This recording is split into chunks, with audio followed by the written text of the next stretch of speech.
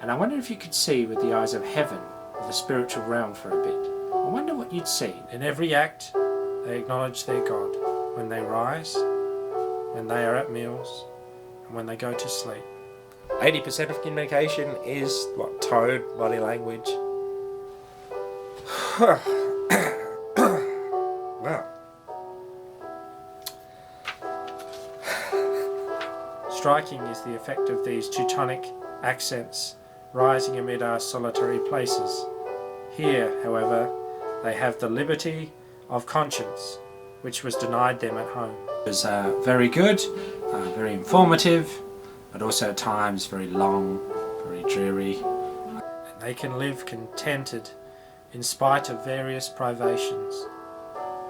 You'd fight a battle with them, I think. This is the key.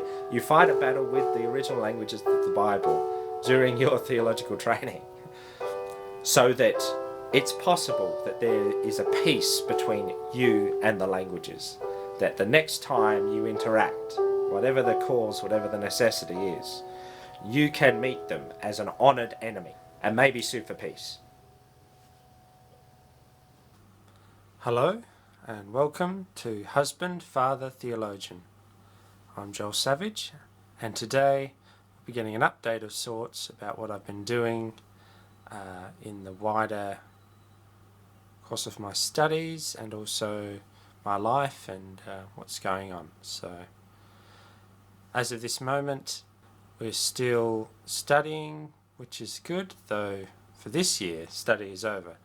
So I've passed all of my courses, all of my subjects, and my 2 subjects for this semester, which is good. I think I might have even been able to get a credit in one, so that's something that I can be happy with, I think. Our Bible study group has been doing something called Friendship First, which is a course from England designed witnessing to Muslims, and now we finished that as well. And just yesterday I actually attended a mosque with the man who was running the course, and yeah, I think it went rather well. There's some striking differences though between a mosque and a church, and some similarities too. So some of the similarities were there was a pulpit, very large one, was in a building, so that's another similarity. There were no pews though. You had to sit on the floor or stand as you were able. Prayers were in Arabic and the sermon was in Arabic, which was interesting, though it was translated, the cliff notes were translated by someone into English for those of us who didn't understand English after the sermon was finished. Sort of a quick summary, which was interesting. But there was a massive mural of the Taj, or the Hajj pilgrimage. I think it's the Hajj pilgrimage, facing the direction of Mecca. So that whole wall was a massive wall just of a painting of what Mecca looks like, which was interesting. Worship segregated, at least in this community we went to. So it meant that men and boys were in one room, which we were in, and women were on a higher level, I assume, with the younger children and other women. So worship was segregated, which was interesting. I think the benefits from keeping men together were sort of outweighed by the fact that there wasn't anywhere nice to sit, or even unnice to sit, and the sermon wasn't in English, which it went on for quite some time. The length of the sermon was, I'm not sure, 45 minutes maybe. It seemed to go on, but that could have just been the fact that I wasn't used to that language. And prayers were interesting. sort of almost half a gymnastics, lots of movements, lots of responses, and once again in Arabic. I didn't see a lot of it because I was praying too, but not in the fashion they were.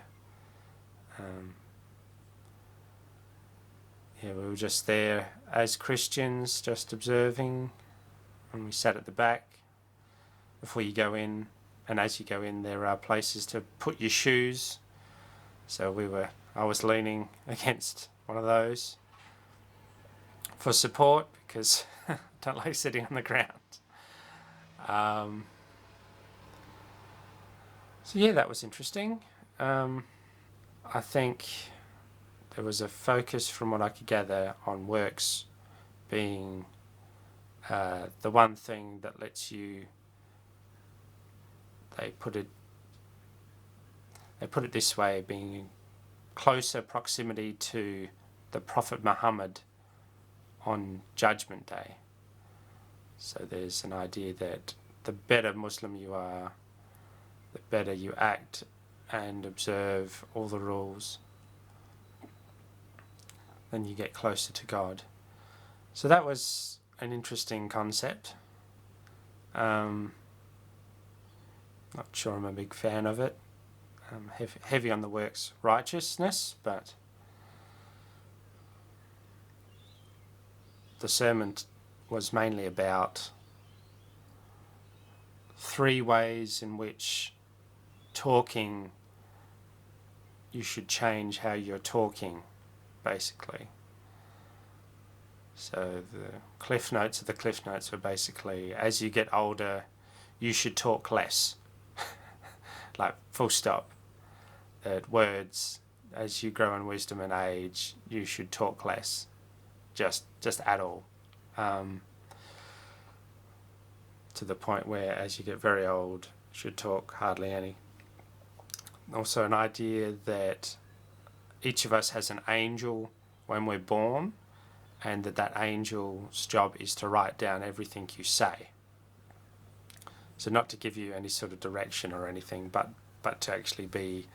So everything you say is ever said is being written down to be put against you come judgment, and that this is supposed to be a joyful thing. I didn't find the concept very joyful,